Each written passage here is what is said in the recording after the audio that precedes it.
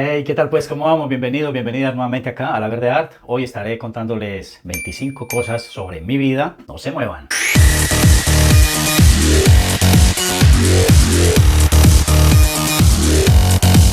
Bueno, mis amigos, mis amigas, ahora sí, comenzamos. Número 1, mi nacimiento. Fue en 1970, 7 de noviembre, y en un lugar bastante interesante, importante en mi vida, que fue la naturaleza, en medio del bosque, a muchísimos kilómetros del pueblo más cercano. Ese pueblito era Virginias, pero yo nací en las afueras, en una zona llamada El Recreo, y prácticamente nada de civilización cerca. Simplemente una casita sencilla, humilde, y ahí empezó todo. Número 2, mi niñez transcurrida entre los años 1975, que fue ya el ingreso al pueblito Virginias, cuando mi familia se trasladó desde la montaña a montaña al pueblo ya como tal. Ahí transcurrió mi niñez desde ese año hasta cuando yo tenía 15 años cumplidos, y allí en ese pueblito cursé hasta el grado noveno. Una niñez y un comienzo de juventud bastante extraordinario, porque el encuentro con el ferrocarril, con las locomotoras, con todos los trenes de pasajeros que cada día pasaban por el pueblito, de alguna manera nos marcó mucho a la niñez de esa época, porque eran son unas máquinas imponentes, y un pueblito de esos era la única distracción, digamos, cada día cuando pasaba el tren. Era una maravilla. Sigue siendo uno de los bonitos recuerdos de niñez. Podemos tratar como el número 3, como la llegada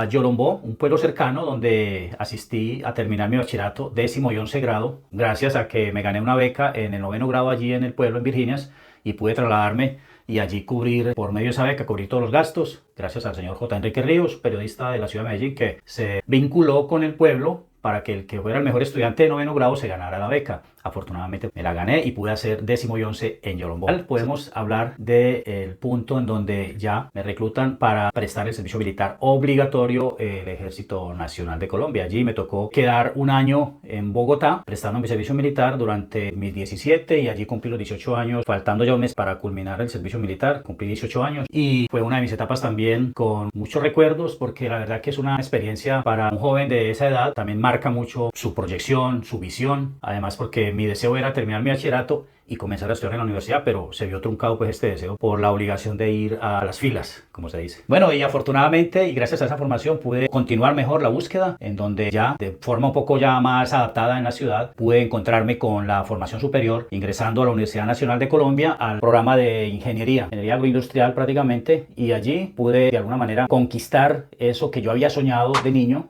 ingresar a la universidad, sentirme frente a frente con la formación superior y experimentar de esa manera lo que podía ser un futuro mejor como profesional, con un pregrado y, por qué no, con una formación más adelante. Bueno, la formación superior, pues grandes recuerdos, grandes experiencias en lo que es la ingeniería agrícola. Mis compañeros de ese entonces, año 91, 92, con mucho cariño los recuerdo, y mis profesores, y sobre todo, una cosa muy importante, haber tenido la oportunidad en ese momento en la Universidad Nacional de poder encontrarme con el área de las artes, porque allí en el programa de artes plásticas en la Facultad de Artes de la Universidad Nacional de Colombia en Medellín, pude ver por primera vez en ese momento, a mis 21 años, 22 años, una muestra de lo que era el arte contemporáneo, una exposición que había, digamos, inaugurado una de las estudiantes en la sala de exposiciones de la Facultad de Arquitectura. Había un espacio en donde esta estudiante de artes estaba exponiendo una especie de interpretación o de acercamiento al mundo de las morgues. Fue un tema bastante oscuro, bastante tétrico, y fue mi primer encuentro, mi primer encontrón mejor con el arte contemporáneo, viendo esta expresión de esta chica en su exposición, en donde mostraba algunas prendas llenas de bastantes elementos fuertes en su momento para mí, y sabiendo que la ciudad pasaba por una época de mucha violencia. Para mí fue un choque bastante fuerte con mi psique y también con mi deseo de ser artista. Y entonces yo dije, no, si yo quiero estudiar artes, no ha de ser este tipo de formación, porque yo lo que quiero es expresarme de otra manera, y esa forma no me parecía. Entonces, para mí es muy importante eso como anécdota, ese primer encuentro con una exposición de arte contemporáneo de una estudiante de artes de la Universidad Nacional en ese momento. Bueno, y ya para ese entonces, año 1989, llegamos a la ciudad de Medellín. Llegué en esa búsqueda tratando de incorporarnos a eso que es la jungla de cemento, la ciudad que proporciona grandes oportunidades, pero que uno recién llegado de una provincia tan pequeña pues encuentra bastantes obstáculos. Pero la lucha comenzaba, y le di inicio a una formación de técnico en construcción para esa época, muy importante para ingresar al mercado laboral, año 1990, 1991 terminando, y ahí fue cuando ya obtuve el título en el Servicio Nacional de Aprendizaje como técnico en construcción. Bueno, y no puedo dejar de mencionar la participación que tuve en su momento cuando fui estudiante de construcción en el SENA, que representé a mi departamento de Antioquia, en la formación pues del SENA Antioquia en construcción, y ocupé un sitial bastante importante que fue el segundo lugar. El primero se me escapó por nada, pero fue bastante importante para mí en ese sentido porque me abrió un panorama especial en el área de la construcción, ya que eso le daba a uno bastante credibilidad de que era fuerte en esa parte, y de manera tranquila recibí mi segundo lugar en ese concurso y pude de ahí en adelante pues sentirme confiado con esa parte, que lo hacía bien, y la verdad que ha sido un soporte económico en mi vida el hecho de saber temas de construcción. Continúa esa búsqueda en la ciudad de Medellín tratando de encontrar la posibilidad de ingresar al tema del arte. En ese entonces presenté el examen de ingreso a Bellas Artes, que era o sigue siendo una gran entidad en lo que tiene que ver con la formación artística en Medellín, y desafortunadamente no pasé el examen. Entonces me tocó ingeniármelas para estar en la ciudad, pero seguir en la búsqueda, seguir y buscar y encontrar quien pudiera formarme, ayudarme a formar en la parte artística. Capítulo tras capítulo de mi vida pues voy empezando a encontrarme gente que sabe mucho de arte, que puede ser ese soporte de formación para empezar realmente una carrera, pero ya con ese matiz, no de academia, sino de búsqueda personal. Para ese entonces encontré el taller del señor Luis Eduardo Araque, que es un gran amigo y un gran artista en la ciudad de Medellín. Fuimos muchos los estudiantes que recibimos de él, mejor dicho, conocimiento, y seguimos recibiendo porque cada vez que vemos una obra de él aprendemos. Y para ese entonces fue mi primer encuentro con el óleo y con esas técnicas donde se involucraba el color, porque hasta ese momento yo era dibujante, yo dibujaba, yo sombreaba, yo hacía mucho tema de desnudos, de mucho figurativo, mucha cosa, retrato y todo esto, pero a lápiz, carboncillo, lápices y todo esto sobre papel, pero nada que ver con pigmentos, nada que ver con color, hasta que encontré a Luis Eduardo Araque, que me introdujo en ese mundo espectacular del color. Hay que hacer un paréntesis en esta época, en esta etapa, porque estaba yo en ese entonces haciéndome acompañar y encontrando muchas personas que tenían que ver con cultura y con arte en un sector en la ciudad de Medellín conocido como la Comuna Noroccidental, y allí empecé una etapa muy interesante también, que fue un acercamiento a la música. Y digo que un simple acercamiento porque no tenía ni tengo conocimientos musicales, pero el interés me nació, y con estas personas que tenían ese grupo de música pues me convertí en uno de ellos, de ese grupo, y ahí por un ladito los acompañé y aprendí mucho sobre el tema de la música andina, latinoamericana, sobre todo la música peruana, la música indígena, interpretada con instrumentos hechos de manera artesanal por los mismos indígenas, como son la zampoña, la quena, todos estos instrumentos de viento, y la percusión, los bombos y todo esto. Entonces hice parte de este grupo musical llamado Sobreviviendo, creo que le llamamos al grupo. Un saludo para Henry Lopera, el fundador del grupo, a Paulo, a Juan. La verdad que fue una experiencia muy bonita porque viajábamos y recibíamos bastante aceptación en ese medio, que era bastante competido. Para ese entonces habían bastantes grupos incursionando en ese mismo estilo, en ese mismo género, y la verdad que aprendí bastante y me sirvió también para explorar la cultura, para explorar otras opciones. Desde lo musical pues no me quedé ahí, aprendí lo básico y fue una experiencia de varios meses, pero solamente como experiencia y como para alimentar más ese deseo de crear arte, de crear cultura a partir de lo que se venía más adelante. Desde muy niño, yo creo que va a retroceder unos 15 años atrás quizá, cuando tenía 13 años tuve la posibilidad por primera vez de participar en una exposición colectiva, se puede llamar así, o no sé de qué manera, porque era una gran feria de la creatividad, y yo participé como con unas 7, 8, casi 10 obras pintadas, en su momento con lápices de colores, con carboncillo, y pude encontrarme con un público que para mí fue nuevo, es una cosa completamente nueva. A los 13 años recibir críticas positivas y negativas de un trabajo que más adelante se convirtió realmente en mi quehacer y en mi modus vivendi. Bueno, y así como retrocedí tantos años, pues vuelvo a la actualidad del año 97, cuando recibí esas clases o esas primeras nociones de óleo con el maestro Luis Eduardo Araque. Allí para ese entonces, en esa comuna noroccidental, se generaba a nivel de toda la ciudad y de todas las comunas un encuentro artístico en donde todos podían participar, llevar sus obras y clasificar a una exposición ya central en la alcaldía de Medellín, pero primero tenía que pasar por muchos jurados, y yo presenté 2 obras, les podrán observar seguramente por acá, y esas 2 obras no clasificaron. El jurado fue bastante exigente, bastante estricto, porque se estaba metiendo mucho el tema conceptual, el tema de otro estilo de artes, no tanto lo tradicional ni lo tan figurativo, y no pude clasificar. Fue mi primera negativa en el arte, y que me ponía una especie de zancadilla o de obstáculo para pensar que el arte sí iba a ser algo importante en mi vida. Bueno, pero a raíz de esa negativa, que fue muy exigente para ese entonces, me marginaron de la exposición. A los 2 años siguientes yo dije, voy a participar y voy a clasificar, y no voy a caer en la misma trampa de hacer esto, sino que voy a tratar de adaptarme a lo que quiere el jurado. Fue algo que no le aconsejo a ningún artista o a ninguno que esté buscando en las artes una opción, que es como acomodarse, adaptarse. No, usted tiene que exponer o mostrar lo que usted es, y si ese medio lo recibe, pues usted va a tratar de salir adelante, pero no adaptarse ni acomodarse de alguna manera al entorno, sino adaptar el entorno a usted, a su gusto, a lo que usted pinta, porque si no, usted se convierte simplemente en un pintor comercial que hace lo que los demás están reclamando que usted haga. Yo lo hice como estrategia porque decían que ese jurado, que ese señor curador de la Universidad de Antioquia, muy exigente, presenté 2 obras, ojalá pueda conseguir la fotografía y mostrárselas también por acá. Esas 2 obras, una se llamó La Fidelidad y la otra La Indiferencia. 2 obras que realmente para mí fueron así como una especie de bofetada que quería darle a ese certamen, y pinté esas 2 obras desde las 4 de la mañana a la 1 de la tarde, o sea, en 8 o 9 horas pinté las 2 obras. Prácticamente fueron récord, para mi sorpresa, clasificaron y se llevaron los mejores aplausos en esa exposición. Me causó todavía más extrañeza porque entonces yo decía, entonces el arte le está apostando a algo que no genere tanto estrés para realizarlo y que lo recibe la gente como con más, sobre todo los jurados lo aceptan más. Sin embargo, eso no cambió mi estilo. Yo seguí pintando como pintaba y seguí formándome y aprendiendo cada vez más sobre ese estilo que yo ya manejaba. Pero me quedó esa sensación, esa enseñanza de que podía proponer cosas no tan academicistas ni tan, digamos, rotuladas dentro del realismo, sino que podía romper ese esquema y también tenía una buena aceptación. Tuve la posibilidad de participar ya un poco más formal en una subasta que yo la considero mi ingreso como al mundo de las artes. Eso fue año 1999, en donde participé en una subasta como a favor de una entidad benéfica, una entidad sin ánimo de lucro, y la obra pues también le fue muy bien, era una obra figurativa y allí se vendió en la subasta, muy bien subastada la obra, y también me dio más credibilidad y más seguridad de seguir en lo que yo estaba empezando. Yo estaba ya pues como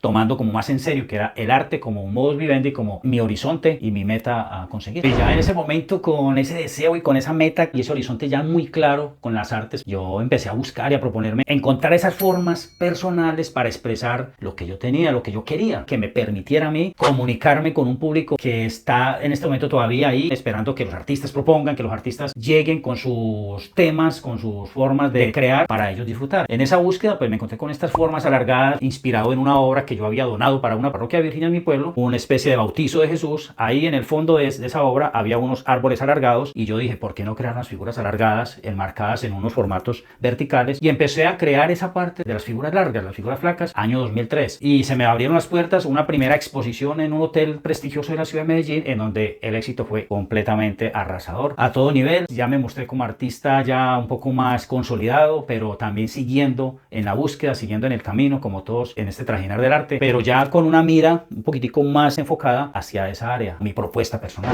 Año siguiente, 2004, en donde sucedió todo lo contrario. Expuse en otro hotel prestigioso de la ciudad y allí las ventas fueron mínimas, por no decir nulas, pero eso tuvo una recompensa. La obra estuvo montada allí durante 20 días, 15 días, algo así, no recuerdo bien, eso hace ya 19 años. Y en ese momento pasaba por la ciudad y allí en ese hotel es donde se hospeda normalmente cuando llega del exterior el maestro Fernando Botero. Vio la exposición, le gustó lo que vio, saludó al señor Néstor Velázquez, que para ese momento era el gerente administrativo del hotel, y él me hizo saber que al maestro había pasado por allí y yo dije, me quiero entonces regalarle una obra al maestro Botero. Y efectivamente le hice llegar una obra a través del señor Néstor y me dice pues que el maestro recibió esa obra con una emoción tremenda porque todo el mundo le regalaba era libros, flores, cosas así, pero casi nadie le regalaba una obra al maestro Fernando Botero. Yo se la regalé, la debe tener obviamente en este momento en Pietrasanta, Italia, donde él, con el testimonio que él mismo le dio al gerente, le dijo que se iba a llevar la obra para Pietrasanta, Italia. Le gustó, era un silleterito flacuchento cargando flores y se sintió muy identificado con el tema. Para ese entonces, año 2004,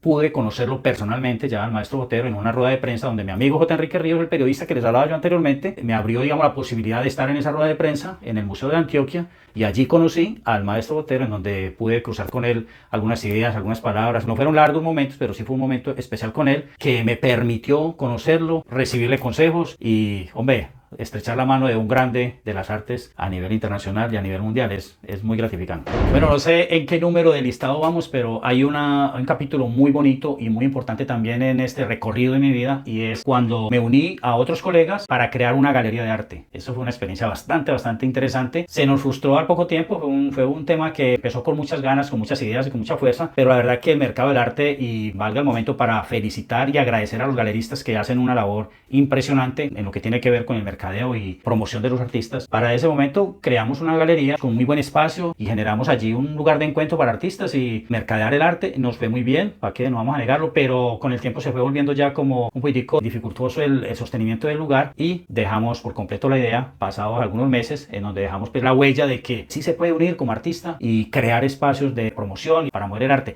En ese momento que no existía tanto las redes sociales, ahora son las redes sociales las mejores vitrinas para nosotros los artistas. Obviamente las galerías siguen siendo muy importantes porque nos ayudan en la promoción, nos ayudan a darnos a conocer con esos grandes coleccionistas que ellos manejan. Hubo un tiempo que dejé un poco el arte de lado, a pesar de que estaba ya tan convencido. Tuve un acercamiento a la iglesia ortodoxa, un saludo para mis amigos de la iglesia ortodoxa de Medellín, en donde tuve una experiencia bastante bonita en lo espiritual, me sirvió muchísimo, me guió bastante, me encaminó con algunas ideas locas que uno manejaba para ese entonces, me ayudó a balancear mi vida, a compensar un poco las cargas, porque dedicado solo a la parte material, la parte espiritual estaba muy descuidada. Ellos me ayudaron mucho en esa parte y tenían un programa muy bonito de cuidar abuelitos en un hogar geriátrico, no solo en Medellín sino también en Bogotá, para lo cual yo me vinculé y es una experiencia hermosísima. Yo la pongo aquí en este listado también como algo que me ayudó a construir en mí también parte de esa humanidad que necesita un artista, esa sensibilidad, ese trato con personas allá en Bogotá, que prácticamente era un hogar geriátrico pero recibían abuelitos ya con enfermedades terminales y con enfermedades sin retroceso, muy complicadas. No fue un proceso muy largo, fue 8 o 10 semanas, pero fueron valiosísimas porque aprendí, compartí y reconocí lo que es llegar a una edad o una condición de salud que necesitamos de una persona o de unas personas que nos den la mano, y eso nos ayuda a moderar ese orgullo, ese ego, esa vanidad, ese ímpetu a veces que el ser humano le duele tanto doblegar, esa arrogancia. Entonces me sirvió muchísimo, me ha servido en mi caminar el haber tenido esa experiencia con abuelitos, con abuelitas y con personas enfermitas ya en una fase muy terminal. Voy a retroceder unos años atrás, en donde finalizando el año 99 me fui de la ciudad de Medellín a vivir a Caracolí. Caracolí es una población que está más cercano a Medellín, pero en esa misma zona donde es Virginias. Pues allí llegué en el año 99 a Caracolí, un pueblo para mí nuevo porque aunque estaba muy cerca de Virginias, pues yo no lo frecuentaba mucho. Allí llegué el año 99 finalizando a quedarme en casa de mis padres para ese entonces, buscando como una independencia, pero ya mismo en el pueblo, y allí ya comencé una vida, digamos, de producción artística, pero en el pueblo. Eso fue el año 99. Allí, y valga la aclaración, fue donde nacieron los flacos, de los que le hablaba ahora en el año 2003, estando allí en Caracolí, que por cierto yo les había puesto un remoquete de caracolicaturiconografismo, que es como una especie de trabalenguas en donde mezclo varias palabras: caracolicaturiconografismo, el pueblo donde se originó, lo que se relacionaba, que eran iconos, eran grafías, en fin, cosas así. El hecho es que en Caracolí, año 2000, pues hombre, ya empiezo una vida muy diferente, porque allí me encuentro, me enamoro, llega a mi vida la que hoy es mi esposa y la mamá de mis 2 hijos, y empieza una vida muy diferente a lo que hasta ese momento, a mis 29 años, encontrar ya el amor de la vida fue algo que me revolcó y me hizo ver la vida, ver todo de otra manera, de otro color. Y empezó la inspiración a llegar de otra forma. Empecé una búsqueda con las personas del pueblo que habían querido ciertas oportunidades, ciertas cosas diferentes que no se daban para ese momento, y creé un grupo de caminantes que llevó por nombre mucho tiempo, allá muchos años, Songo Sorongo, y caminábamos por toda la región, por todos los caminos y carreteras que existen en este momento en Caracolí. Fuimos hasta los lugares más inhóspitos, las cavernas del Nus, todas las 15 veredas las recorrimos. Se creó ese grupo, conseguíamos uniformes, conseguíamos lo que necesitábamos para que ese grupo se fortaleciera, y me siento muy orgulloso de haber tenido y haberme sentido acompañado allá de tantas personas buenas en Caracolí, y que me acompañaron en ese caminar de Songo Sorongo, recorriendo caminos, recorriendo veredas, mejor dicho, lo más bonito que me ha pasado en mi vida en Caracolí, aparte de que encontré a mi esposa, es haber hecho parte de esa comunidad en lo que tiene que ver con las caminerías, con esa expresión de ellos, de reconocimiento de territorio, hermosísimo. Me encontré con una faceta que yo desconocía que podía explotar y que sentí que por momentos podía representar algo para mi vida, la de intervenir a través de los micrófonos en una emisora, La Voz Gabrielista, la emisora comunitaria de Caracolí, y se me abrió la posibilidad de hacer parte de la junta directiva. Creamos un grupo de amigos que administró, digamos, esta emisora durante varios años. La podían escuchar en muchas partes del mundo, en todas partes. Para mi vida personal también me enriqueció bastante. A ese acercamiento a la política, pues me generó unas experiencias agridulces, porque eso es un tema muy complejo. Así uno quiera hacer las cosas, mejor dicho, lo mejor del mundo, lo que lo rodea a uno a veces no se lo permite. Yo tuve una oportunidad de ser candidato a la alcaldía el año 2012, no gané. Yo yo quería servirle a una comunidad, pero tal vez me equivoqué pensando que podía ser a través de la política. Tuve esa primera experiencia y luego otra segunda experiencia a los 4 años siguientes que tampoco me dejó los mejores resultados, y ahí sí decidí, no es por acá, mochemos ahí, dejemos la cosa quieta, que otros hagan este ejercicio político, que son los más expertos y que les da mejores resultados. Yo me dedico a lo mío, sigo en lo mío, sigo con la parte social y sigo con el arte, y la verdad que no me arrepiento de haberlo hecho, porque de ahí para adelante la vida a mí me ha abierto más posibilidades, más opciones, y llegando a esa conclusión de que no es por el lado político, es por el lado diferente. Y así como la política dejaba o deja sus sinsabores, la mayoría de las veces, hombre, llegó un alcalde, para ese entonces fue rival mío en su momento, y vio en mí esa opción, cuando ya él estaba en la alcaldía, de vincularme como director de la Casa de la Cultura para que liderara, digamos, los procesos allí artísticos y culturales. Y yo le agradezco esa oportunidad porque fue también un encuentro con algo bonito, que al municipio, pues, hombre, para ese momento que era difícil la parte económica, se lograron hacer cosillas, seguir generando esos movimientos en danzas, en pintura, en teatro, en todas las expresiones artísticas que se manejan en Caracolí, sobre todo la parte musical, porque Caracolí es un municipio netamente musical. Allá han salido orquestas, han salido solistas. Caracolí es musical 100%. Y yo hacía las veces pues como de coordinador, de moderador o director de Casa de Cultura, y fue una gran oportunidad que yo tuve de ese alcalde para sacar adelante algunas de mis ideas. Y hombre, hasta el momento yo creo que me aportaron bastante, y ojalá lo que se pudo aportar también al municipio pues haya servido de algo. Capítulo aparte es ya el viaje a España, que culmina esta historia. No es la historia de mi vida todavía, es hasta este momento. De aquí para adelante habrán otras 50.000 historias, o quién sabe cuántas más va a permitir la vida y Dios. Pero hoy por hoy el capítulo de las historias termina con este viaje a España, que salió así de un deseo simplemente de explorar nuevos horizontes. Y creo que ya casi 5 años acá en Alicante, España, con mi familia, mi esposa, mis hijos, pues es muestra de que se puede soñar, que se pueden lograr las metas para adelante, mirando siempre con visión. Eso que hoy por hoy me ha enseñado tanto una persona aquí en Alicante, porque a la llegada mía a España tengo mucho que hablar. No quiero cerrar el capítulo de España sin hablar de Inmobilis, una empresa acá en Alicante liderada por Lisette y Jimmy, que han sido mentores, unos mecenas, unos amigos. Tenemos mucho que agradecerle a esta pareja, a su familia. Ese capítulo aquí en España comienza flojo a veces, y ya hoy por hoy está consolidado, gracias a Dios, gracias al arte, gracias a la confianza que nos tiene Inmobilis, y vamos a seguir para adelante, vamos a seguir luchando, vamos hacia allá, hacia el horizonte, hacia adelante.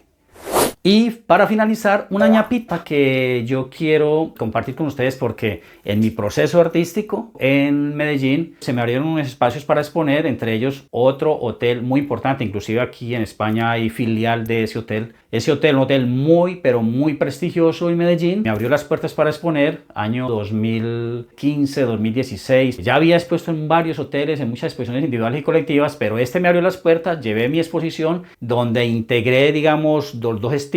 Uno que es los flacos, los alargados en sus actividades cotidianas, y también planteé mostrar allí unas obras que yo los he llamado los panfletarios, donde soy un poco más crudo con la temática, soy un poco más directo, más irreverente, y la verdad que varias de esas obras que llevaban ese sentido, ese tinte de irreverencia y de panfleto, me fueron censuradas, me obligaron a quitarlas del hotel, porque al parecer algunos huéspedes se quejaron porque iban en contra de sus creencias, en contra de sus gustos, no sé, cosas como... Por ejemplo, hay una obra donde hay unos gatos en cacería de ratas. Parece algo muy ingenuo, pero tiene un trasfondo fuerte, entonces la vieron como fuerte. Hay una obra donde hay unos perritos en la calle haciendo de todo un poquito. Tampoco gustó mucho el tema de los perros para esa población en ese hotel. Hay una de unas cucarachas, o sea, cosas como esas, cucarachas, perros, gatos. A mí, en vez de sentirme rechazado, yo me sentí fue acogido, porque yo quise algún día eso. Cuando les contaba en su momento que yo creé una obra de una flaca en un inodoro, hombre, con esta exposición sí di una bofetada y se me obligó a quitar la obra, pero a mí me quedó la satisfacción de que es una obra que deja mensaje, de que entra bastante en la parte más íntima de las personas y genera choque, que es lo que un artista a veces también desea que suceda. Bueno, amigos, amigas, hasta acá llega este listado de cosas que me han sucedido, que hacen parte de mi vida y que quería compartir con todos ustedes. Espero que ahí abajito dejen comentarios de los que más les gustaron, de los que no les pareció, de los que sí les parecieron buenos. No dejen de suscribirse, ya saben, La Verde Art estará siempre acá con ustedes en YouTube, compartiéndoles algunas vivencias, algunas experiencias en lo que tiene que ver con cultura, arte y algo más.